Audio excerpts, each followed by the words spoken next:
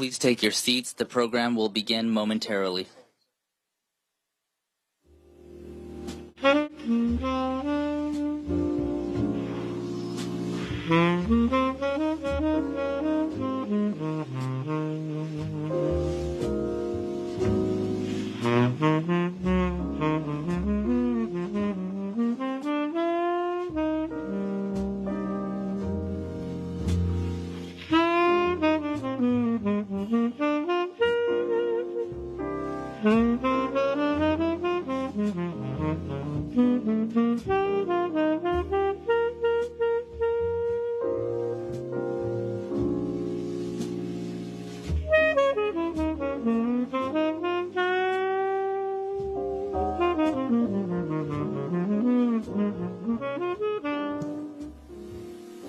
Please take your seats. The program will begin momentarily.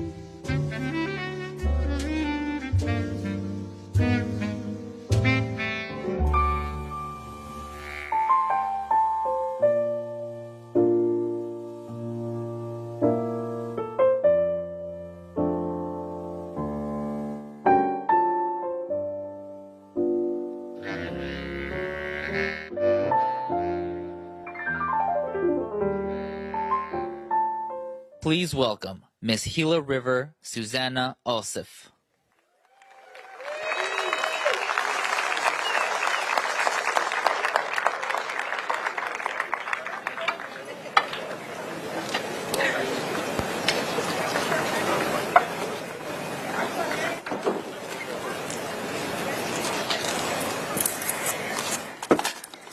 Skuktash, Sopam Tekamanyay. My name is Susanna Osif, and I proudly represent the Gila River Indian Community, home to the Akimanatam people and the Pipash.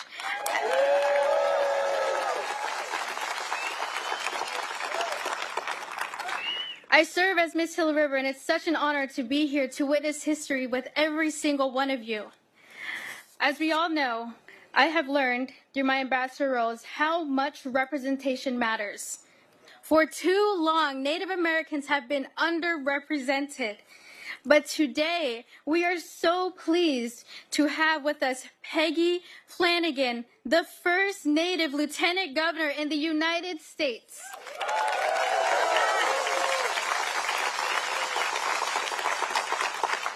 It is my distinct honor to introduce Deb Haaland of the Secretary of the Interior. Madam Secretary, our Auntie Deb.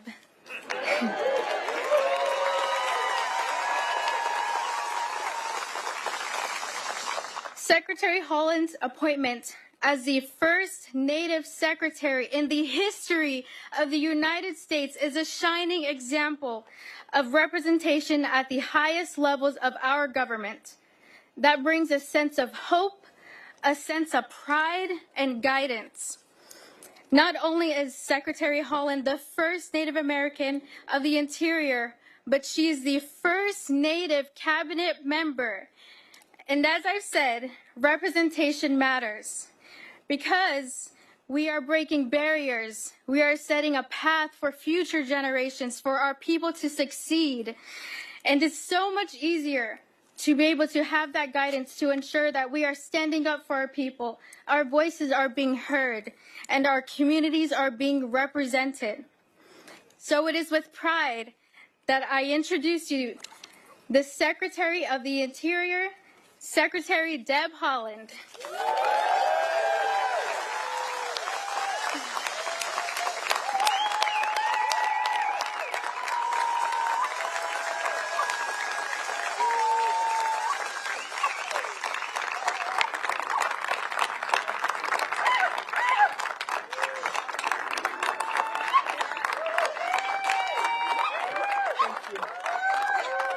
Thank you.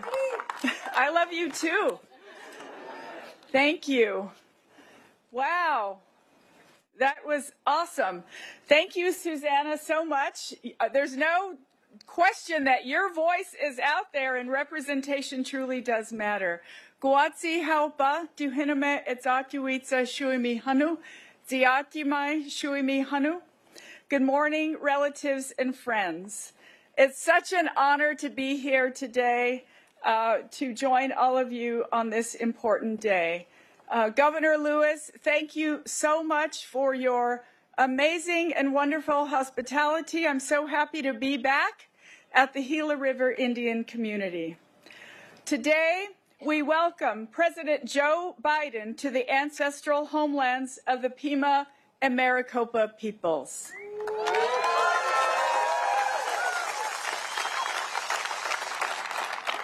Every day, but particularly today, I think of the ancestors. We are here because they persevered.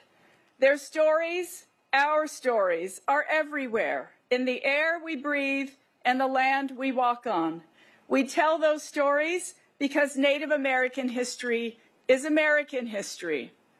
President Biden has been a champion for Indian country, committed to doing what is right for our people. It is the honor of my lifetime to serve a president and an administration that truly sees Indigenous people and has worked tirelessly to address the issues in Indian country that have long been underfunded and outright ignored. From infrastructure to education to the crisis of missing and murdered Indigenous peoples, Joe Biden has directed historic resources into the hands of tribal leaders who know best how to strengthen their communities.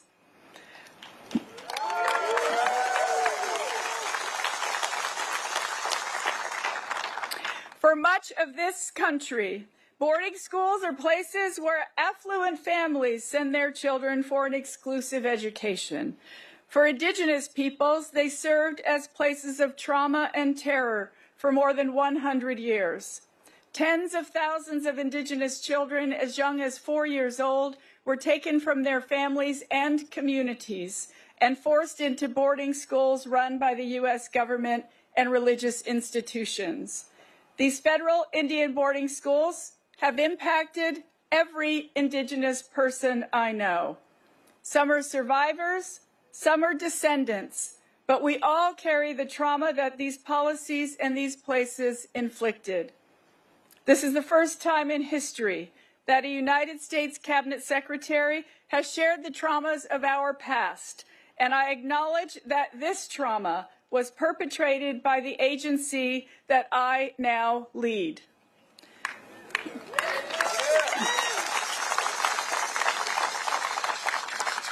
For decades, this terrible chapter was hidden from our history books. But now our administration's work will ensure that no one will ever forget. Over the past 3 years, Interior's Federal Indian Boarding School Initiative has shed light on this horrific era of our nation's history, a federal agenda to assimilate and eradicate Native peoples. My maternal grandparents were only 8 years old when they were stolen from their communities and forced to live in a Catholic boarding school until the age of 13. My great-grandfather was also taken, sent by train thousands of miles away from our small village of Mesita.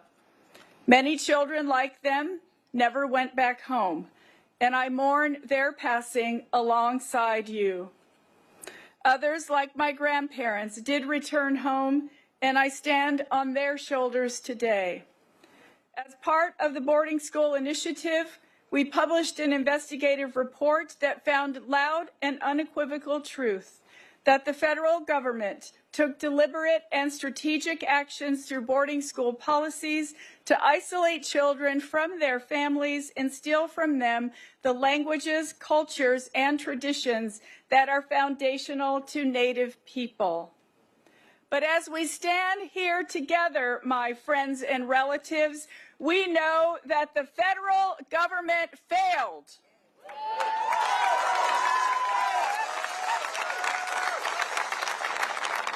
It failed to annihilate our languages, our traditions, our lifeways. It failed to destroy us because we persevered.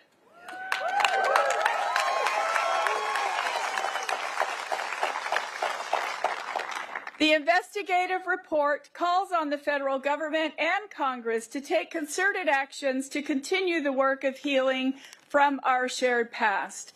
And already we're putting some of those recommendations into action. Through our interagency effort alongside the Departments of Education and Health and Human Services, we are investing in the preservation of Native languages.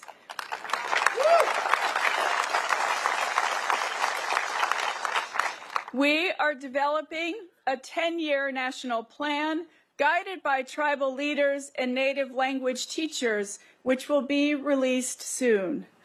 The painful loss of our Indigenous languages has been a consistent topic as we have met with survivors across our nation, from Hawaii to Michigan to right here in Arizona.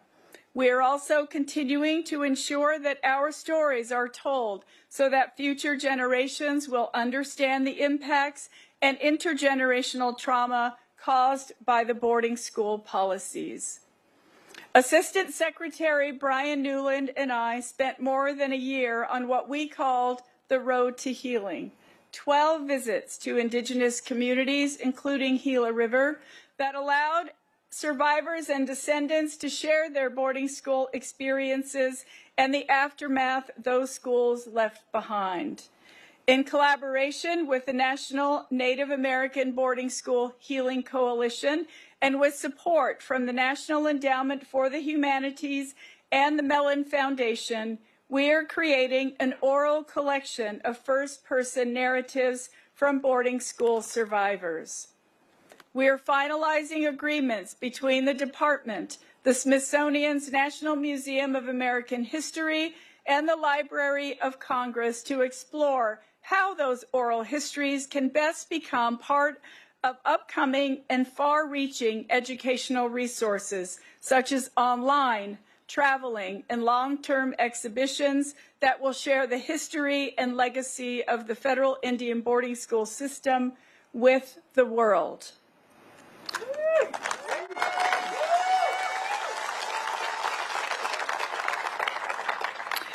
So many of you have been crucial to this process. That includes the Interior Department staff, many of them Indigenous and here today, who worked through their own trauma to support this initiative.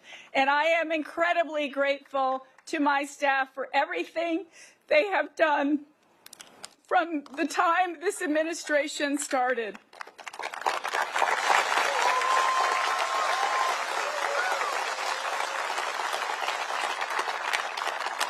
Today's event would not have happened without each and every one of you, without those who have spoken up, who have shared their pain, and who have been vocal in the face of injustice. Together, we have persevered. It means everything to be with you today and with our courageous president who recognizes the impact these policies have had on each of us. Today is a day for remembering, but it's also a day to celebrate our perseverance. In spite of everything that has happened, we are still here.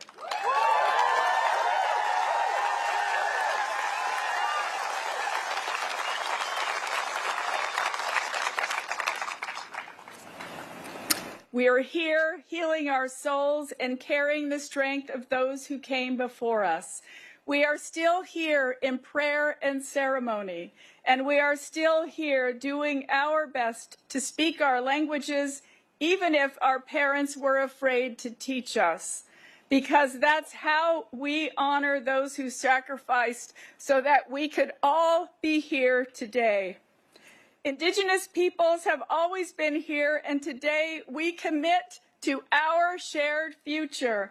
Thank you, Mr. President, for bringing us together. Dawa. Thank you all so much. Thank you. Thank you.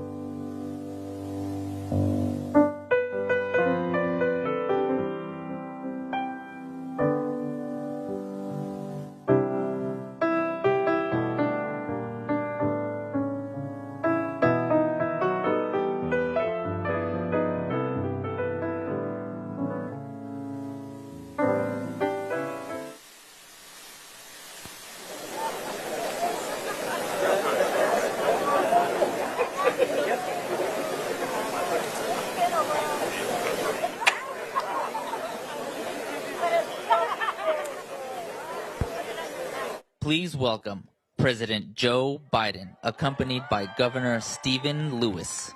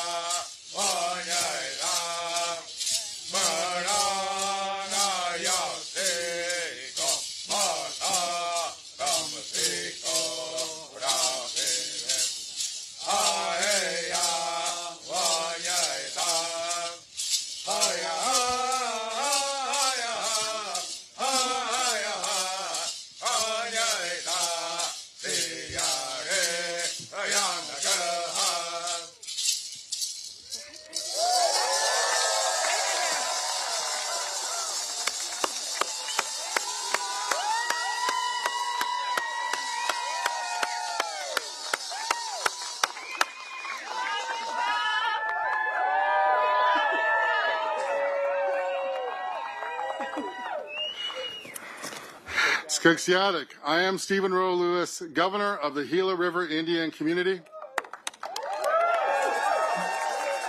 Tribal leaders and distinguished guests, it is with honor that I welcome President Joe Biden to the Gila River Indian Community. My earlier words describe the many contributions that President Biden has made to our tribal nations with investments, saving lives, changing communities. I know I speak for everyone when I say that we've never had a president and vice president who have done more for Indian country. And we can never forget the incredible heart, his ibada of the First Lady.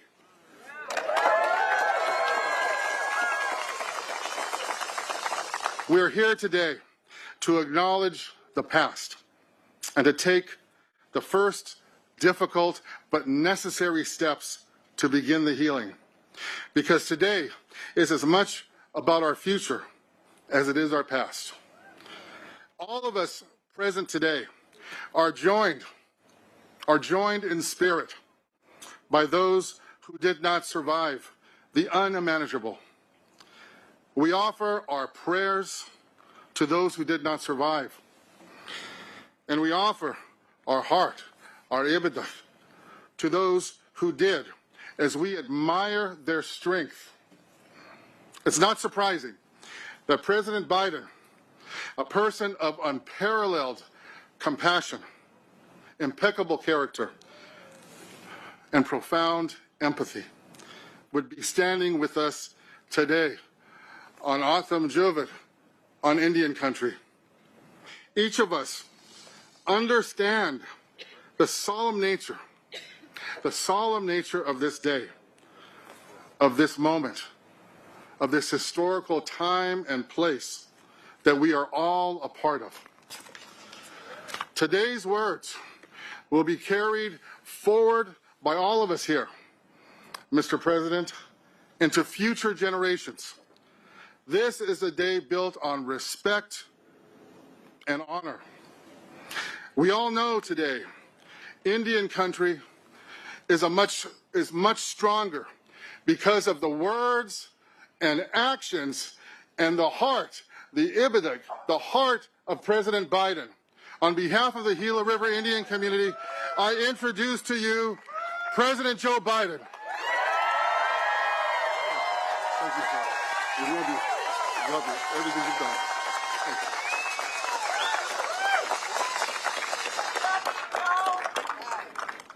I'm Joe Biden. I'm Jill Biden's husband. Gov, thank you for the introduction. And to the Gila Indian River community, nothing wrong with me, Gila River Indian community for welcoming today. You know, I say this with all sincerity. This, to me, is one of the most consequential things I've ever had an opportunity to do in my whole career as President of the United States. It's an honor, a genuine honor to be in this special place on this special day. Thank you to Senator Mark Kelly, a great friend who also was married to an incredible woman who was my friend. Please have a seat, by the way. And Congressman Greg Stanton. I saw Greg when I came in. He's over there somewhere. Greg, thank you. And I'm putting these glasses on because I'm having trouble seeing this. And all the elected leaders and the tribal community leaders for being here today. You know, I can't tell you what a special thanks I have for Deb Haaland, my Interior Secretary. I was determined. I made a commitment when I became president that have an administration that looked like America, except you're America. And there's never has been a Native American, an indigenous person who was in the cabinet or in the secretary's job or any consequential job in a presidential administration. She's the first, but clearly not the last, Native American cabinet secretary ever. And her historic and dedicated leadership to strengthening the relationship between the tribal nations And the federal government is unlike anything ever happened before. That's why we're here today. You know, when I got to the Senate, I was only 29 years old. I had to wait 17 days to be eligible. And after I got elected, while I was waiting, my wife and daughter were killed. My 2 boys were badly injured. And the guy that came to my assistance was a guy named Danny Inouye. And the first thing he taught me, not a joke, was, Joe, it is not Indians. It's Indian nations. He was serious, deadly earnest about it. It's been 10 years since the sitting president came and visited Indian country. That's simply much too long. And that's why I'm here today, not only to fulfill my promise to be first president to visit Indian country, but more importantly, to right a wrong, to chart a new path toward a better future for us all. I'm also here today because, as I said, my wife Jill has been here 10 times in the Indian country, literally. The First Lady sends her love and said, Joe, make sure you come home.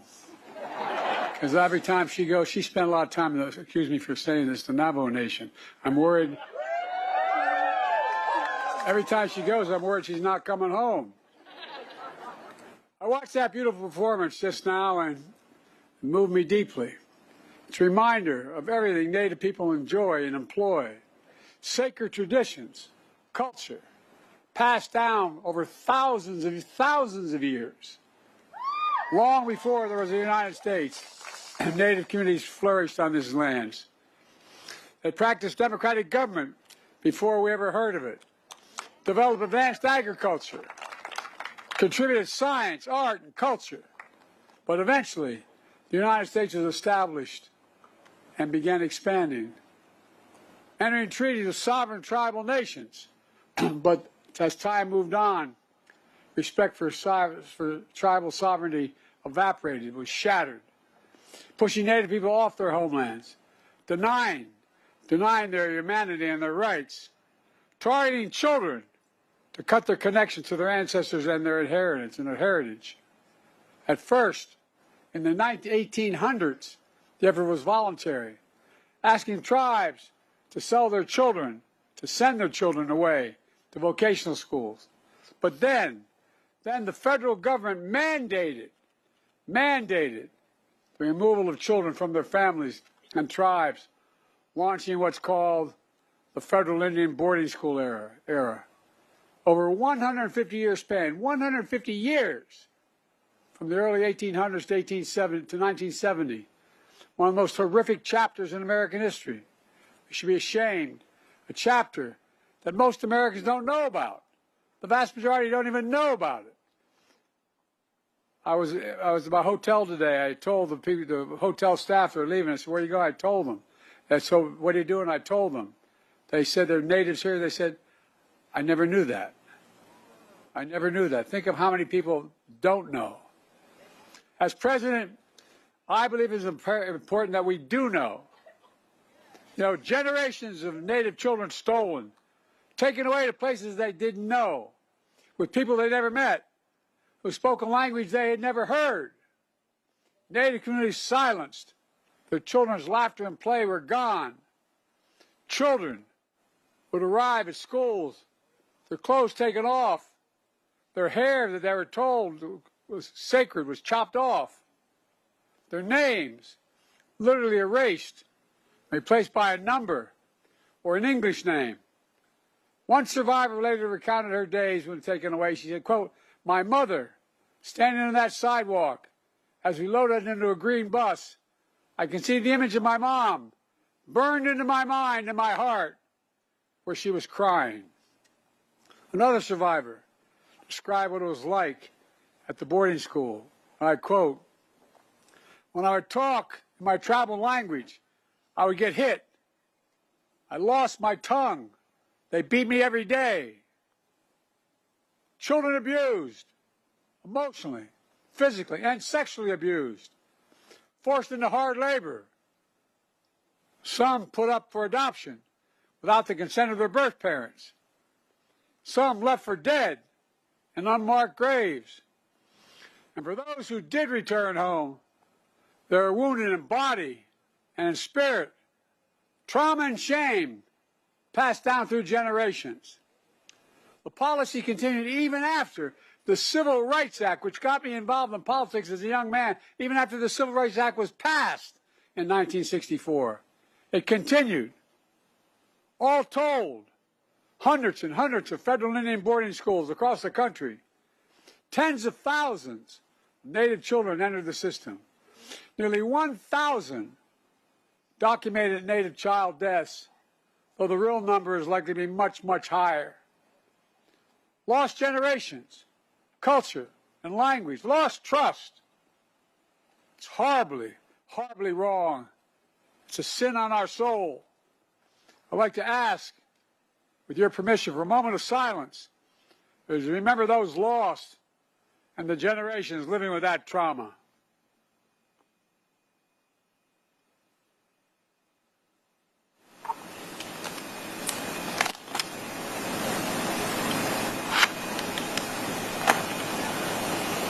After 150 years, the United States government eventually stopped the program. But the federal government has never formally apologized for what happened until today. I formally apologize as President of the United States of America for what we did. I formally apologize. And it's long overdue. At a tribal school in Arizona, a community full of tradition and culture, and joined by survivors and descendants to do just that. Apologize, rewrite the history book correctly. I have a solemn responsibility to be the first president to formally apologize to the Native peoples. Native Americans, Native Hawaiians, Native Alaskans, and federal Indian boarding schools. It's long overdue. Quite frankly, there's no excuse that this apology took 50 years to make. The federal Indian boarding school policy, the pain it has caused, will always be a significant mark of shame, a blot on American history. For too long, this all happened with virtually no public attention, not written about in our history books, what about the people in Gaza? not taught in our schools. Let her talk. Let her talk. How can you apologize for a genocide? Most of Indian genocide is Palestine. Free Palestine!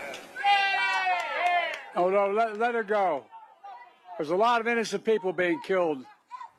There's a lot of innocent people being killed, and it has to stop.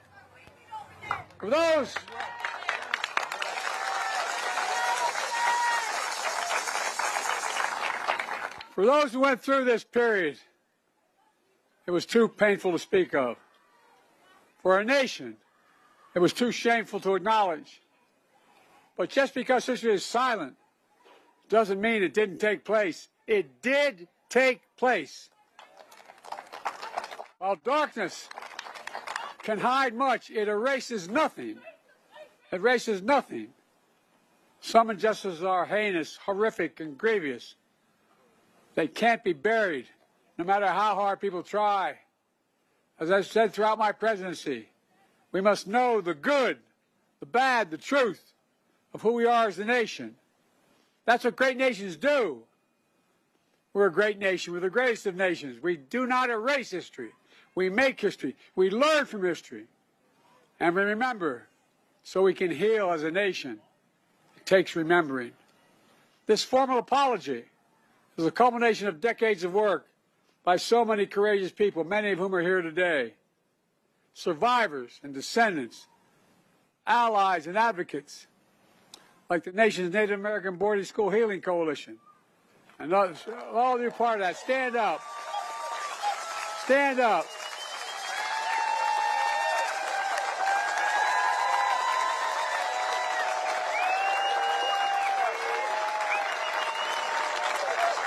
As my grandfather would say, you're doing God's work.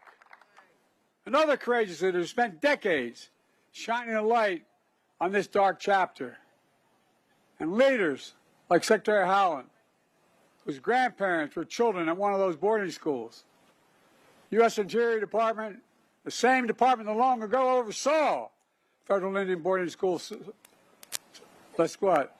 The extensive work on the breaking ground has happened with her. It's appropriate that she is bringing an end to what that very agency did. Groundbreaking report. Documenting what happened. We owe it to all of you across Indian country the truth. Truth must be told. The truth must be heard all across America. But this official policy is only one step toward and forward from the shadows of failed policies of the past. That's why I've committed to working with indigenous communities across the country to write a new and better chapter in our history, to honor the solemn promise the United States made to tribal nations to fulfill our federal trust and treaty obligations. It's long, long, long overdue.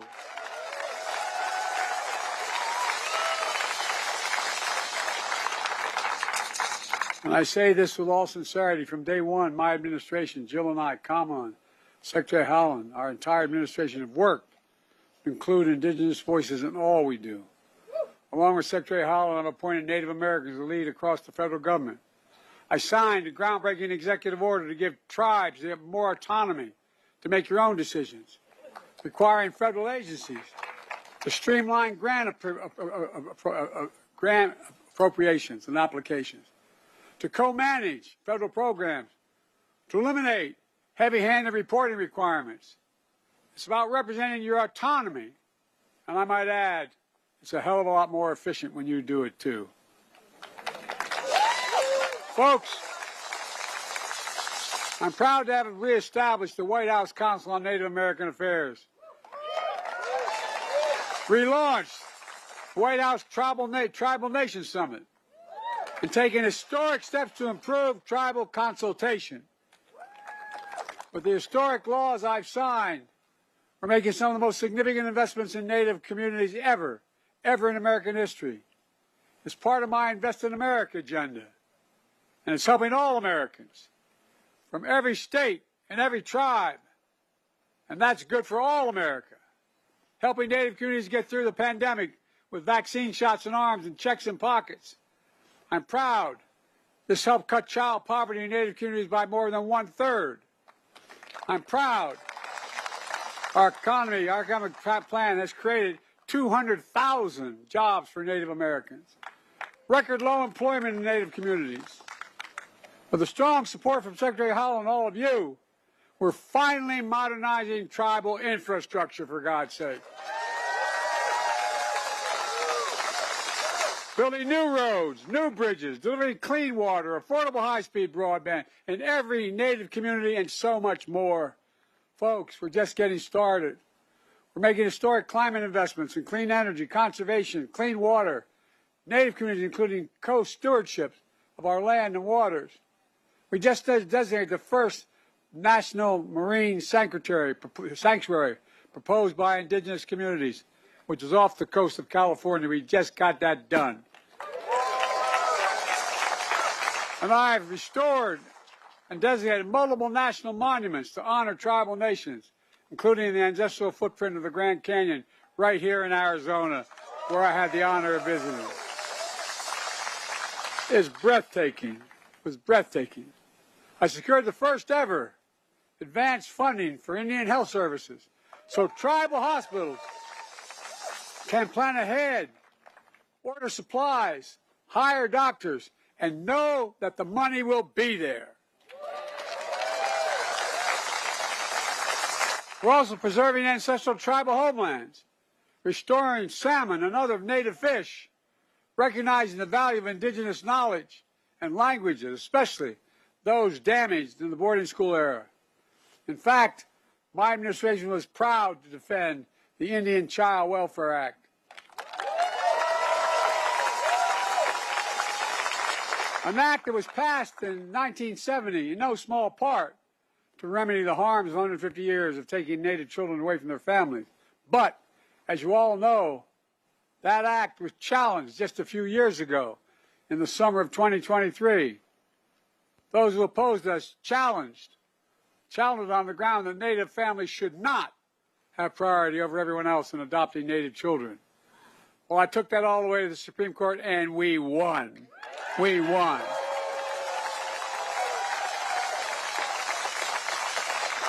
We also extended mental health programs through the Bureau of Indian Education so young people have the tools to end cycle of generational trauma. As an educator, this is something Jill cares deeply about, my wife, just as she traveled across Native communities to increase access to health care and so much more, including helping open the first cancer cure center in Navajo Nation. More to do, a lot more to do. By the way, the infrastructure bill is over $1 trillion.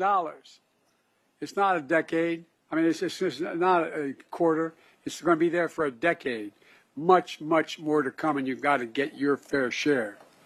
By authorizing the Violence Against Women Act, an act that I took great pains in writing 30 years ago, we also reaffirmed tribal sovereignty, expanded tribal jurisdiction in cases where outside predators harm members of your nation.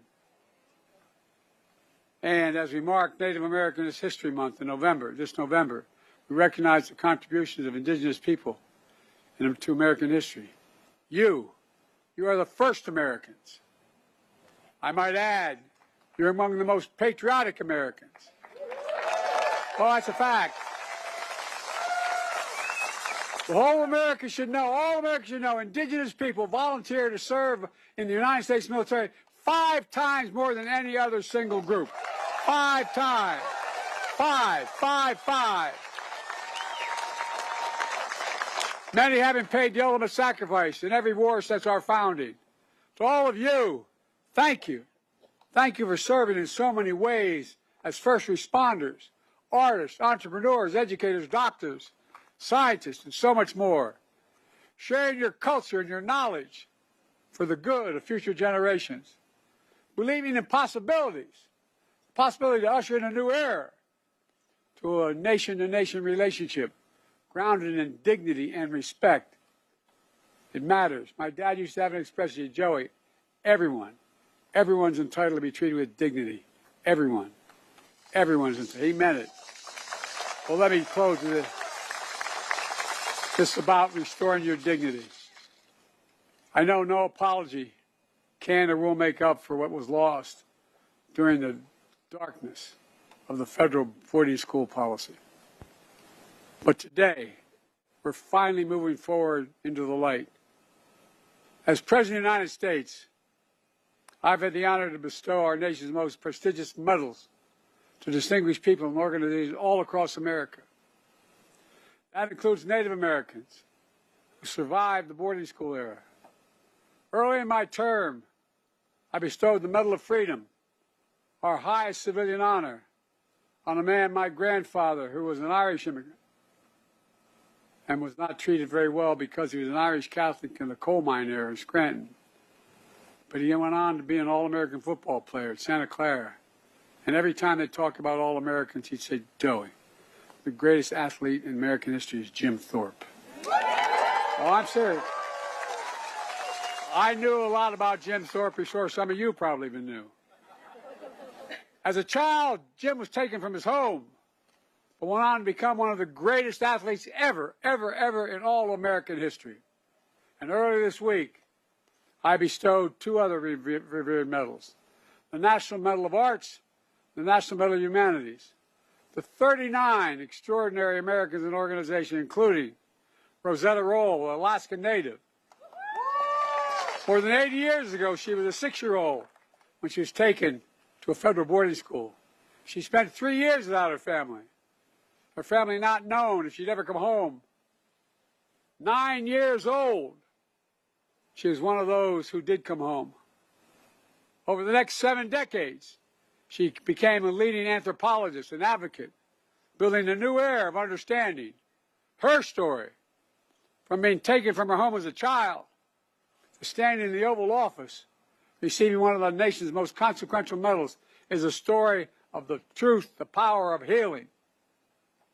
When Rosetta sees young people singing traditional songs, just like we heard today, she says, and I quote, We will hear the voices of our ancestors, and we are now hearing it through our children.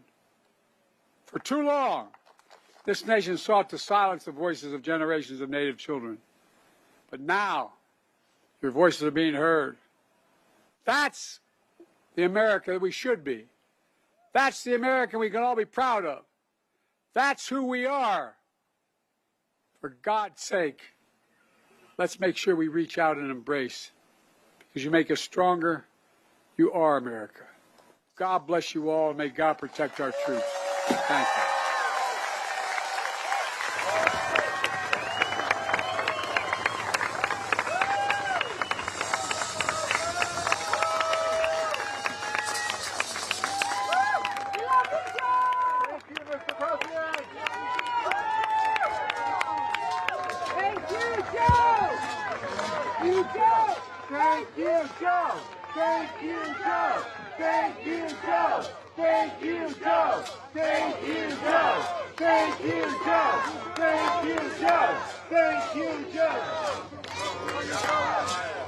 Hey, I'm a guy.